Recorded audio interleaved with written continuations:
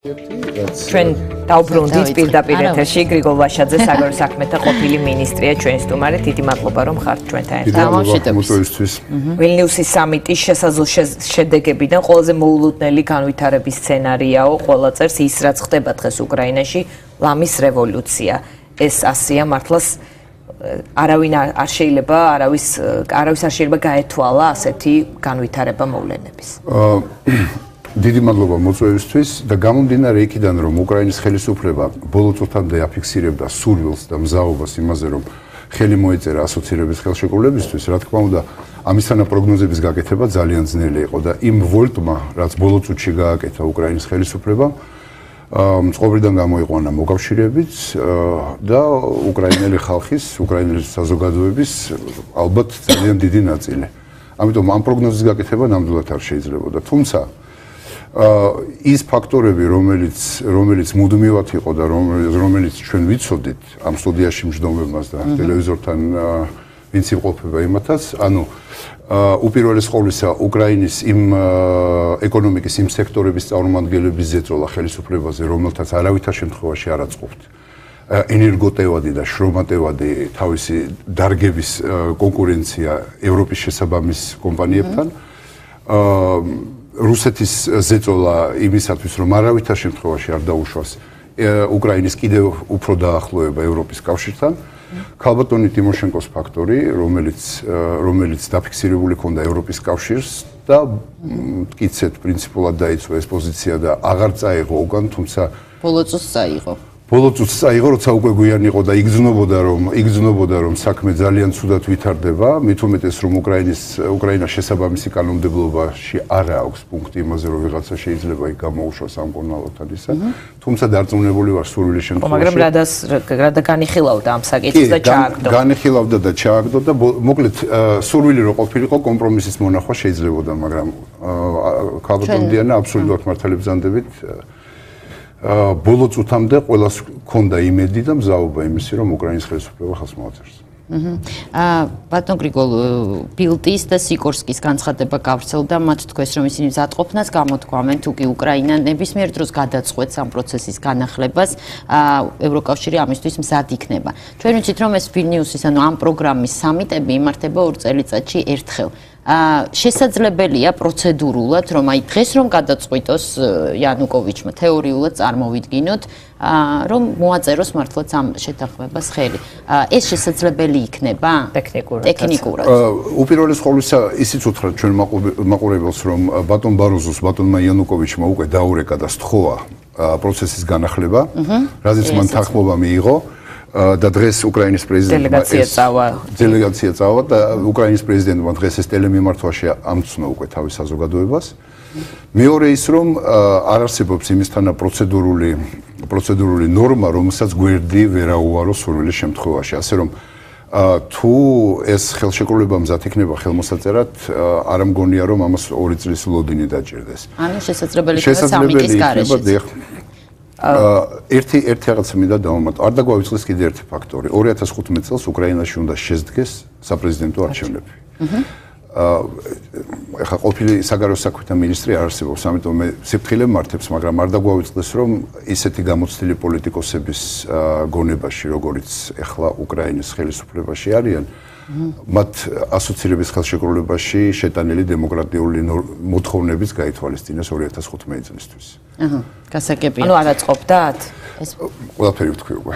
გასაგებია. არს რამდენიმე დეკლარირებული დამნაშავე თქვენ საუბრობდით ევროკავშირის ზეწოლა იქ ტიმოშენკოს ფაქტორის გამო, რამდენიმე ფაქტორი, რუსეთი, ევროკავშირი, უკრაინა, სამი მოთამაშე ყავს ამ ისტორიას.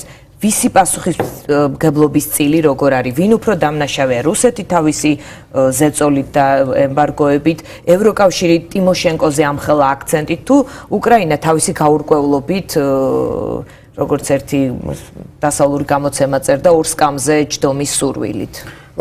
იცით, ხაბატონია, მოდი გავიხსენოთ უკრაინასთან შედარებით რა გადაიტანა საქართველომ, ხო?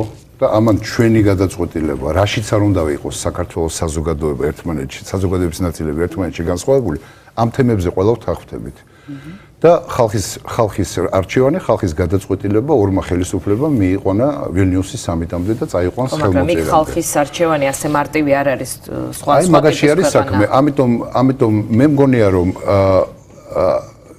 ძალიან ადვილი არის ხელისუფლებისთვის გარე ფაქტორების მოყვანა თავის გასასამართლებას საბუთად. ალბათ უკრაინის ხელისუფლებას იმ შემთხვევაში თუ მათ მართლა ჰქონდათ სურვილი ხელმოწერის მეტი უნდა ემუშავა თავის ხალხთან, თავის საზოგადოებას და აიხსნათ რა მსხვერპლზე მოუწევთ წასვლა იმ შემთხვევაში რუსეთის მხრიდან რა სანქციების დაპირისპირება მოუწევთ თუ ხელს მოაწერენ ასოცირების ხელშეკრულებას. ეს მე მგონია რომ აქ უპირობოდ უკრაინის ხელისუფლების ბრალია უპირველეს ყოვლისა. შემდეგი რა თქმა უნდა რუსეთი. რუსეთი უპირველეს ყოვლისა, იმიტომ რომ ის სარგებლობს იმ სიტუაციით, რაც უკრაინის ეკონომიკაში არის შექმნილი. ამ გაზმა, რომელიც როგორც ნარკომანი ისე ეჩვევი, ამ გაზმა მიაჩვია უკრაინის ეკონომიკა იმას, რომ რეფორმები საჭირო არ არის საჭირო ახალ რელსებზე გადაყვანა ეკონომიკის და შეგიძლია ეს გაზი ის გააგრძელო ისე წვა, როგორც წვავდი აქამდე. თუმცა რამდენიმე ნაბიჯი გადაიდგა, მინდა თქვენ იცით, თქვენ მაყურებელს შევახსენო, რომ უკრაინამ გადადგა ძალიან ჭკვიანური ნაბიჯი და დაიწყო ეგრეთ წოდებული რევერსული გაზის მიღება უნგრეთიდან მაგალითად. და მესამე რა თქმა უნდა ევროკავშირი. როდესაც ამისთან გრძნობიარე თემებზე არის მოლაპარაკება, მით უმეტეს როდესაც იცი რა მდგომარეობაში არის შენი პარტნიორი, ალბათ მეტი მოქნილობა გმართებს და გამომდინარე გამოცდილებიდან არა მარტო უნდა მოსთხოვო, არამედ მიეხმარო გადაწყვეტილების მიღებაში. კი, ლაპარაკი იყო იმაზე, რომ ეკონომიკურადაც მათ რაღაც მეტი უნდა შეეთავაზებინათ უკრაინისთვის. სწორია ეს მიდგომა, როდესაც ევროკავშირი გვეუბნება უბრალოდ პარტნიორ ქვეყნებს, რომ მომისმინეთ, ეს თქვენ გჭირდებათ. ასოცირების ხელშეკრულების პოლიტიკური ნაწილი, რომელიც არის დემოკრატიული რეფორმები, დაბალანსებული ხელისუფლება, ადამიანის უფლებები, დამოუკიდებელი პრესა და ასე შემდეგ. ეს ყველაფერი ბრიუსელს არ ჭირდება, ეს ჭირდება თქვენ მოსახლეობას და თქვენ შვილებთან დარჩება.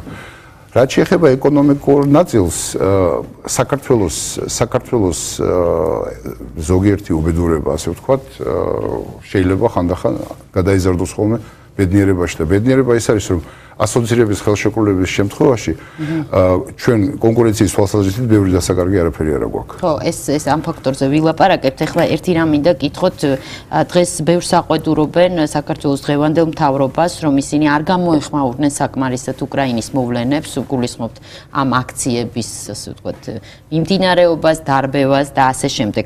თქვენი ხელისუფლება როგორ მოიქცეოდა ამ დროს და თქვენ როგორც მინისტრი როგორ ფიქრობთ, სწორად იქცევიან დღევანდელ საგარეო საქმეთა სამინისტროში დღევანდელი პოლიტიკოსები, ანუ მართველი პარტიიდან თუ არა? მე ჩემ თავზე ვილაპარაკებ თქვენის ნებართვით, მე რომ ეხლა საგარეო საქმეთა მინისტრი ვიყო, ზუსტად ისევე მოვიქცეოდი იმ ნაწილში, რაც შეეხება უკრაინას. არ არის საჭირო, საქართველოს მხარს უჭერს უკრაინას, საქართველოს მხარს უჭერს უკრაინელი ხალხის ევროპულ არჩევანს, საქართველოს მხარს უჭერს იმას, რომ ის სიტუაცია, რაც დამოუკიდებლობის მოედანზე არის ახლა, დამთავრდეს მშვიდობიანად კომპრომისით მოლაპარაკებების გზით. ამიტომ ზედმეტი ჩარევა, ზედმეტი რჩევები მით უმეტეს თუ არ გთხოვენ შენ ამ რჩევებს, სასურველი არ არის განსაკუთრებით თანამდებობის პირებიდან. ცოტა მეტი შეიძლება თავის მისცენ უფლება პარლამენტის წევრებმა და ჩვენ ქართველი პენსიონერები და სამოქალაქო საზოგადოება კიდევ უფრო მეტი საშუალება გვაქვს, მაგრამ მე კატეგორიულად არ მომწონს ის თავშეკავებული იატაკქვეშა პოზიცია, რომელიც ხელისუფლებას აქვს რუსეთთან მიმართებაში. იმიტომ რომ არც ერთი თანამდებობის პირი არ ლაპარაკობს რუსეთს, არ ლაპარაკობს რუსეთის იმ ზეწოლაზე და ჩვენ მოსახლეობას ის არ უნდა ესმოდეს მარტო, ჩვენ მოსახლეობას არ მეზღება. საქართველოს მოქალაქეებს არ უნდა ესმოდეს ეს. თქვენ მთავრობა ხო ლაპარაკობდა ვატნო გრიგოლ შედეგი? ჩვენ მთავრობა ლაპარაკობდა და ჩვენ მთავრობა რომ ლაპარაკობდა, შედეგი ის არის, რომ პარაფირება მოხდა ვილნიუსში. მხოლოდ ეს არის შედეგი? რატომ? იმიტომ რომ ბევრი ფიქრობს, რომ შედეგი იყო ომიც. არ გვინდა რუსეთზე ლაპარაკი. ერთი რამ მინდა კითხოთ, თქვენ თქვით, რომ პარლამენტარებს აქვთ უფრო მეტი შესაძლებლობა, ანუ თავისუფლება ამ პროცესში და ჩვენ დღეს ვხედავთ, რომ ნაციონალური მოძრაობის, ანუ თქვენი გუნდის ყოფილი წევრები დღეს ფიზიკურადაც ჩადიან კიევში და მხარს უჭერენ იქ, ასე ვთქვათ, აქციის ორგანიზატორებს და მონაწილეებს. ამას როგორ აფასებთ? ანუ ეს არის კარგი, ასე ვთქვათ, ნორმალური და ასე შემდეგ. პარლამენტარები ჩასული არიან ეგ მინდა შეგახსენოთ, მაგრამ პარლამენტარები ჩავიდნენ იქ. პრეზიდენტიც იქ იყო მე მგონი, ხო? არ ვიცოდა ინფორმაცია და არიცოდნენ ზუსტად, ხო? არია ბარამიძე და კიდევ რატიან, რამდენიმე დეპუტატი, სამი დეპუტატი არიან იქ და ამ დეპუტატებს დაგეგმილი აქვს შეხვედრები როგორც მმართველ პარტიასთან, ისე ოპოზიციურ პარტიებთან. რაღაც მედიატორის როლის შესრულება უნდა. არ მგონია რომ ეს მედიატორის როლის შესრულება იყოს, მით უმეტეს თუ არ მოგიწვია შენ ამ როლის შესასრულებლად, მაგრამ ჭკვიანურად არის მოფიქრებული, კარგად არის განხორციელებული. შეხვდებიან ყველა პარტიებს და ყველა პარტიებს განუცხადებენ იმას, რომ საქართველოს მოქალაქეები მიუხედავად რელიგიური, პოლიტიკური და ასე შემდეგ მწარსისა, ხარს უჭერს უკრაინელი ხალხის არჩევანს პირველი და მეორე ამ სიტუაციის მშვიდობიანად დამთავრებას. ბატონ გრიგოლ, როგორ მოექცა უკრაინის ხელისუფლება პროტესტანტებს თქვენი აზრით? მე არც პროკურორი ვარ, არც მოსამართლე და ამის შეფასებას ნუ მომთხოვთ, მაგრამ პოლიტიკური თვალსაზრისით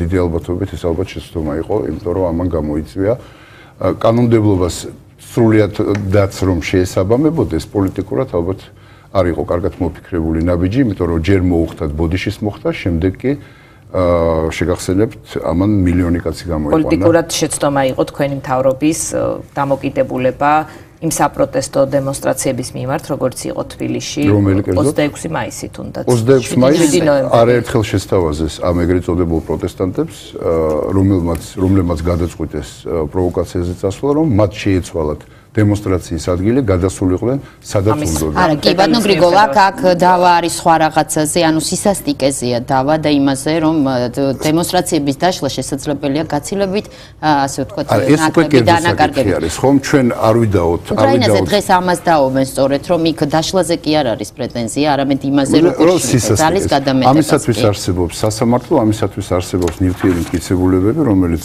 ტელევიზიებს უხათა აქვს გადაღებული, უნდა შედგეს სასამართლო, პროკურატურა აღძრას საქმეს, სასამართლომ გამოიტანოს განაჩენი და დაისაჯონ ისინი, ვინც გადაამეტა 26 მაისზე ედავებიან ყოფილ პრემიერ-მინისტრს ვანო მერაბიშვილს სწორედ აი ამ აქციის დაშლის გამო.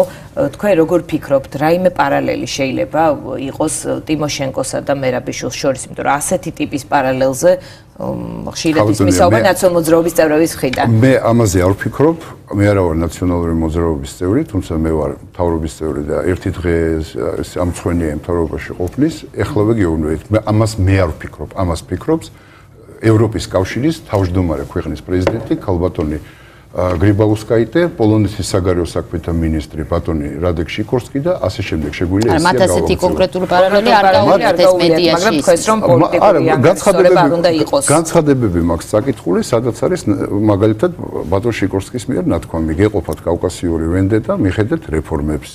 მივიღებთ ყველანაირ განარჩევს, მაგრამ არ იყოს შერჩევითი სამართალი. კარგად დაუფიქრდით პოლიტიკური მოწინააღმდეგეების. თქვენი პირადი ხედვით გავს ეს ორი кейსი, ასე ვთქვათ, ტიმოშენკოს და მერაბიშვილის. მე თქვენ გეტყვით რა ნაწილში გავს. როდესაც ადამიანი ვარს არ ამბობს პროკურატურაში მისვლაზე, როცა ადამიანს თეორიული შანსიც კი არ აქვს, რომ 4000 მოწმეზე მოახდინოს ზეგავლენა, როდესაც ადამიანს არასოდეს უარი არ უთქვია სასამართლოს განხილვაზე მისვლაზე, არავითარი საჭიროება არ არის ადამიანის ციხეში ყოფნის. თუ სასამართლო შემდეგ გამოიტანს განაჩენს, რომ ეს ადამიანი დამნაშავე არის, კანონის წინაშე ყველა ვართ. მაგრამ პარაფირების პროცესი არ შეჩერებულა ამის გამო. და ულტიმატუმი არ არის, რომ ვანო მერაბიშვილს თუ არ გამოუშვებს ხელმოწერა არ იქნება, როგორც უკრაინის შემთხვევაში.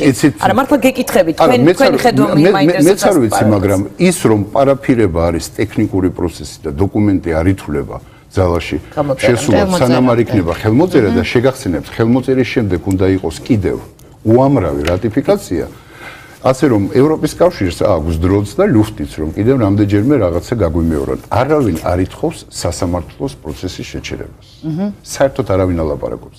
ჩვენი ხელისუფლების და ევროპის კავშირის დიალოგი თუ არსებობს საერთოდ ამ თემაზე გავს ბრმას და ყრუს დიალოგი. კარგი, ბატონო გრიგოლ, კიდევ ერთ კითხავთ. ეხლავე 30 წამი და დავამთავრებ. კანონის წინაშე ყველა თანაბარი არის, მაგრამ მოდით საქართველოში მივიღოთ ყველასთვის. მივიღოთ მარტივი ის გამოძიება ბრალის წაყენება, სასამართლო პროცესი, განაჩენი, საზოგადოებრივი განკიცხვა. გვეყოფა ეს. ეს დაიწყო ზვიად გამსახურდიას დროს, როცა საქვეყნოთ არჩენილი პრეზიდენტი ტყეტყე ვარბენინეთ. კარგი, ბატონო გრიგოლ, ერთი კითხვა მაქვს. რამდენად სამართლიანია თქვენი აზრით ევროპის მხრიდან საკითხის ასე დაყენება, რომ აი თქვენ რაც თქვით ახლა რაზეც ვაპარაკობთ ჩვენ, რომ თითქოს ტიმოშენკო და მერაბიშვილი ერთი არიან. მერაბიშვილის ხელისუფლების დროს და თქვენც მთავრობაში იყავით, ძალიან მძიმე სტატისტიკა იყო. საქართველოში 99% ეს იყო გამამტყუნებელი განაჩენები და ევროპაში პირველ ადგილზე ვიყავით პატიმრობის, ასე ვთქვათ, მაჩვენებლით, ხო, პატიმრების მაჩვენებლით. როდესაც ევროპა ასეთ განცხადებას აკეთებს, ასეთი მთავრობის წარმომადგენლის მიმართ, საქართველოს მოქალაქეების მხრიდან, ასე ვთქვათ, რამდენად შეიძლება, რომ მათი ასე ვთქვათ, შეხედულებები თუნდაც ევროპელების მიმართ ცოტა შეირყეს. არ მგონია რაღაცა შეირყეს შეხედულებების მიმართ. სამართლიანია მათი მხრიდან საქმის ასე დაყენება, როდესაც აქამდე ხმა არ მოუღიათ. არა, რა თქმა უნდა. რადგან პოლიტიკოსია მხოლოდ. იცით რა არის, ხა ხმა არ მოუღიათ, ესე იგი, აი, არა, ყველაზე არ ვამბობ, რა თქმა უნდა, უბრალოდ ასეთი მწვავე განცხადებები ამ სტატისტიკაზე არ. თქვენ არ იცით რა განცხადებები გვაქვს ხანდახან ჩვენ მოსმენელი და რა პრეტენზიებს გვაქვს. ჩვენამდე არ მოგვიყვება. არა, რატო პირად საუბარში დიდი ბოდიში 26 მაისი ახსენეთ თქვენ. წაიკითხეთ ის განცხადებები, რაც ევროპის კავშირმა გააკეთა. წაიკითხეთ განცხადებები, რომელიც კეთდებოდა, როდესაც ევროკავშირის ან ევროპარლამენტის წარმომადგენლები ჩვენ ციხეებში შედიოდნენ. წაიკითხეთ მათი განცხადებები სტრასბურგის. თან მით უმეტეს რომ არავინ არ ითხოვს ევროპაში ჩვენგან ან კანონის დასუსტებას, ან კანონიერი ადამიანის მიმართ, ხო, ითხოვენ პროცესუალურ რეალიზმს, ასე ვთქვათ. მე მგონი თავის დროზეც რო ყოფილიყო ასეთი მკაცრი მოთხოვნა, შეიძლება ვანო მერაბიშვილი არ ყოფილიყო დღეს სადაც არის. ბატონო გრიგოლ, ერთი კი დაუბრუნდეთ, ასე ვთქვათ, შედეგებს დაუბრუნდეთ, ხო, აი ამ ვილნიუს, უკრაინას და ასე შემდეგ. დღეს რუსეთს გავლენის ბერკეტები საქართველოზე აქვს ნაკლები, ამას ყველა ამბობს, რომ ენერგეტიკული, ეკონომიკური თუ იდეოლოგიური თვალსაზრისით, მაგრამ ეს პროცესი, ანუ პარაფირებიდან ხელმოწერამდე, როგორ შეიძლება განვითარდეს თქვენი აზრით ჩვენთვის საქართველოსთვის და აი ეს მოვლენები უკრაინაში და უკრაინას და ევროკავშირს შორის ურთიერთობა ჩვენთვის შეიძლება იყოს სასარგებლო თუ პირიქით დაამძიმებს ჩვენ ვითარებას, რომ ორი პოზიცია არსებობს. ერთნი ამბობენ, რომ ეხა ევროპა უფრო ჩაგვეჭიდება, მეორენი ამბობენ, რომ ეხა ჩვენც ჩამოვრჩით უკრაინასთან. ხო, ის ნებართ მეორე ნაწილიდან დავიწყებ შეკითხვის. აბსოლუტურად დარწმუნებული ვარ, რომ არავითარ გავლენას, სასიკეთო გავლენას ჩვენზე არ მოახდენს. არა, სასიკეთოს ცოტა ვერ თქვი სწორად. ანუ იმ თვალსაზრისით, რომ ევროპა უფრო მეტი ყურადღებით არა, იცით, ჩვენი და ევროპის ურთიერთობა არის ჩვენი და ევროპის ურთიერთობა. საქართველოს მშვენივრად იცის სამივე, ასე ვთქვათ, დეპარტამენტში რა უნდა გააკეთოს პოლიტიკურად ასოცირების ხელშეკრულების პოლიტიკურ ნაწილში, ეკონომიკურად ღრმა და ყოვლისმომცველ თავისუფალ ვაჭრობის ნაწილში და ვიზა ლიბერალიზაციის ნაწილში. მშვენივრად ვიცით. ევროპის კავშირმაც მშვენივრად იცის რა მოთხოვნები წამოგვიყენა. აქედან უნდა გამოვიდეთ და გვახსოვდეს, რომ ჩვენი გასაკეთებელი, ჩვენი საშინაო დავალებები ჩვენ მაგივრად ვერავინ ვერ შეასრულებს და ბერაც არ უნდა მოხდეს დანარჩენ აღმოსავლეთ პარტნიორობის ქვეყნებში. ამას დიდი გავლენა ჩვენ სიტუაციაზე არ ექნება. რაც შეეხება რუსეთს.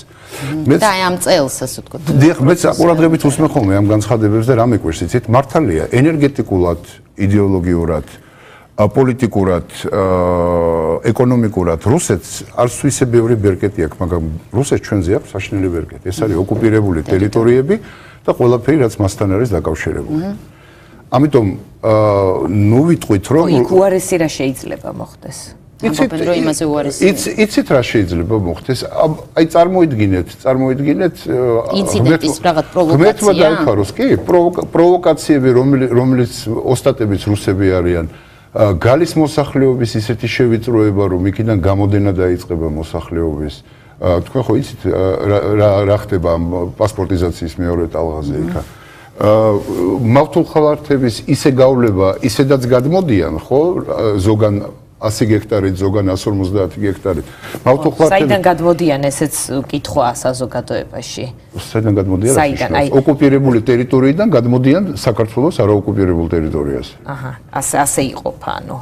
ხო, აბა როგორ იყოფა? საქართველოს ტერიტორია არის დღეს გაყოფილი 1/5-დან, რომელიც რუსეთის. ჩვენ გქონდა შეკითხვა, რა ლოგიკით რა რუქით, რაზე დაყრდნობით ივლებოდა ის მართოხლარდი. რუსული იმპერიალისტური ლოგიკით, ხაბატონია, სხვა რა ლოგიკა აქვს მოსკოვს, როდესაც მოსკოვი ჩათვლის ამ 1 წლის განმავლობაში, დაველოდოთ როგორ დამთავრდება უკრაინის მოვლენები, თუ უკრაინაში ვერ გაიმარჯვა ევროარჩევანმა და რუსებს 60 წლიანი ლუფტი მაინც მიეცათ იმისათვის, რომ ბოლომდე სცადონ შეათრიონ უკრაინა თავის ეგიდით შექმნილ საერთაშორისო წარმონაქმნებში, როგორიც არის მაგალითად ევრაზიული კავშირი, არ დაგვაუწყდეს, რომ უკრაინა თუ მიუერთდა ბელორუსს, ყაზახეთს და რუსეთს, სომხეთზე ვილაპარაკებთ. ეს ნიშნავს საბჭოთა კავშირის 2/3 ტერიტორიულ და ეკონომიკურ აღდგენას. ესე იგი მქონია ამას გავლენა ჩვენზეც. ჩვენზეც უზარმაზ, ამიტომ იცით რა, აი ეს ის რომ აი ჩვენ გავიარეთ საშინელი პერიოდი 20 წლის განმავლობაში, ზვიად გამსახურდიადან დაწყებული მარგველაშვილამდე დამთავრებული და რა გველის წინ კიდე არ ვიცით, იმედი მაქვს რომ ხა დაიწყო. არა, ხო, არც ერთი განსხვავება არ იყო ამ პრეზიდენტებს შორის, ხო? უბედურება რუსეთის მხრიდან არ შეწყვეტილა. მოდიოდა მუდმივად. და მოდი ჩვენ ახლა შევხედოთ ამ სიტუაციას გავლენა რა. პირველი, წარმოიდგინეთ თქვენ რომ სოფელს მარტო სახნავსათესი კი არ წაართვან, ახლა დვანში ვიყავი ერთი კვირის წინ. შუაზე გახლეჩო სოფელი. თქვენ რომ ახალი აღმოაჩინე სიტყვაზე, ახალი რუკა, რომელიც ზაკ ფედერაციის მიერ არის დამტკიცებული. ხო, ეგ ზემოთ ჩtildeოეთთან და წარმოიდგინეთ შუაში რო გავედნენ სოფელში და დაუშვათ რომელიმე 400 კომლიანი სოფელი გახლეჩვენ შუაზე. თქვენი მემკვიდრე თუ როგორც არის მაია ფანჯიკიძე ამბობს რომ მე არ არის.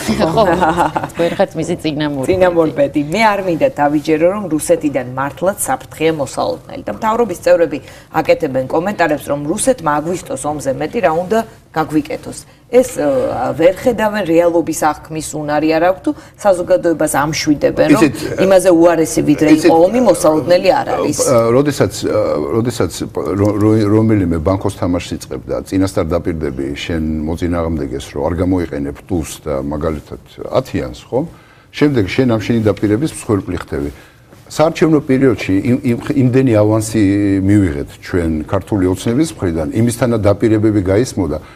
ისე გვიყვებოდნენ გაბერილი ლოყებით რა გეგმები აქვთ დამზადებული რუსეთთან ურთიერთობის დასარეგულირებლად რომ აბა რა უნდა ეკრნათ ომს დავიწყებთ ამას ვერ იტყოდნენ არა მაპატიეთ ამ შენიშვნას ნამდვილად ვერ მივიღებ თქვენი მისამართი არ არის ომის დაწყება არავის არ უნდა საქართველოში შევეცდებით ურთიერთობის და ერთმა დაიფაროს მე ამ ხელისუფლების გვერდზე ვიქნები ყველა პოლიტიკურ გართულების დროს იმიტომ რომ ეს ჩემი მთავრობაც არის მაგრამ როდესაც შენ რუსეთი გადასვი მძღოლის ადგილიდან გადასვი მაპატიეთ მგზავრის ადგილიდან გადასვი მძღოლის ადგილზე დაპირდი ყველაფერი. უთხარი რომ რიტორიკა შეამცირებს საერთაშორისო ორგანიზაციებში არაფერი აქციები არ იქნება. შემას ფაქტიურად ხელები გაუნთავისუფლე იმისთვის, რომ ემოქმედა.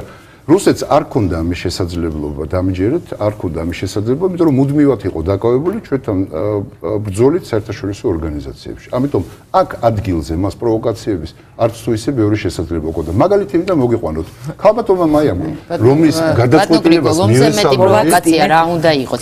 ომი იყო რუსული პოლიტიკის ომი კლაუზევიცის განსაზღვრით არის გაგრძელება საგარეო პოლიტიკის სხვა საშუალებებით. კი ბატონო, მეტი რა უნდა ყოფილიყო ეხლა იმასთან დაპირებებთან დაკავშირებით მე პირადად ჩემ სუბიექტურ აზრს გეტყვით, ვერ დაგეთანხმებით, იმიტომ რომ მე ვერ ხვდები რა უნდა თქვას კამპანიის დროს, ასე ვთქვათ, პოლიტიკურმა ძალამ, რომელიც უნდა დაამშვიდოს მოსახლეობა, ეხლა რა უთხრას, რომ იგივე პოლიტიკას გავაგრძელებთ, ესეთი მწვავე რიტორიკის. გავაგრძელებ იგივე პოლიტიკას, სადაც რუსეთი გადმოდგავს ჩვენ შესახვედრად ცივილიზებულ ნაბიჯს, ყოველთვის დახვდება გაწვდილი ხელი, სადაც არა ჩვენ არც წუთი არ შევანელებ. საქართველოს მოსახლეობა მოცნება აირჩია, როგორც ჩანს მათთვის ეს ლოზუნგი მისაღები იყო. უკრაინას რომ დაუბრუნდეთ, თქვენ როგორც ცდილობთ, ფიქრობთ, რევოლუცია იქ შესაძლებელია დღეს აი ამ მოვლენების ფონზე? არა მგონია, იცით, უკრაინის ხელისუფლებამ და კერძოდ უკრაინის პრეზიდენტმა აირჩია ისეთივე მიდგომა, როგორც რუსეთის პრეზიდენტს და რუსეთის ხელისუფლებას ჰქონდა ეგრეთ წოდებული ბალოტნაია პლოშჩიკის მოვლენების დროს, როდესაც მე მგონი იქ უფრო სიმშვიდე იყო, ხო? თუ არა? იქ უფრო სიმშვიდე იყო და იქ უფრო ნაკლები ხალხი იყო, რა თქმა უნდა, მაგრამ იქაც ეს მიდგომა იყო. შენ გაქვს კონსტიტუციური უფლება იდგე ქუჩაში და ატარო დემონსტრაციები რამდენიც გინდა. მე ამას აბსოლუტურად წყნარად უყურებ, მაგრამ არ ეცადო სისხლის სამართლის კოდექსის და ჩვენი კანონმდებლობის დარღვევას. ეხლა არის აბსოლუტური ცუქცვანგი, ვინც პირველ მოძრაობას გააკეთებს, წააგებს, უკრაინის არც ერთს იანუკოვიჩის და მთავრობის გადადგომა რამე კრიზის მოხსნის. მთავრობა როგორც მაშველი რგოლი შეიძლება გადააგდოს ქვეყნის რომელიმე ქვეყნის, რომელიმე პრეზიდენტმა, ნუ ვილაპარაკებთ კერძოდ უკრაინას. ეს არ მოხდა, მაგრამ შეიძლება მოხდეს.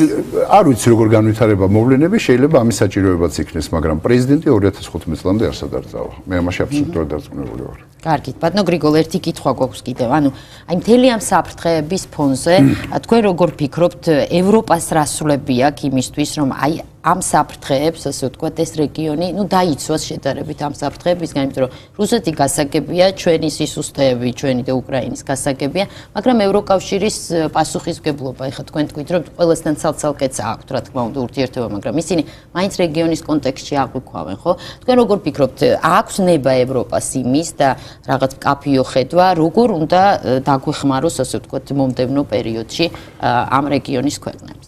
როგორ უნდა დაგვეხმაროს ცივილიზებული დემოკრატიული სამყარო. ალბათ მოგვეხმაროს იმის მიღწევაში, რისი ნებაც ქართულ ხალხს კაფეოთა აქვს გამოხატული. მაქსიმალურად დავაჩქაროთ იმ ხელშეკრულებების ხელმოწერა, რომელიც უკვე პარაფირებული არის. დაუმატოთ ამას ვიზის ლიბერალიზაცია, მით უმეტეს რომ ჩვენ ეს დიდი ხანია დავიმსახურეთ და დამერწმუნეთ 2012 წლის დასაწყისში. პრივატულ საუბრებში. ევროკავშირის ექსპერტები უკვე გვეუბნებოდნენ, რა მოგთხოვოთ, არ ვიცით.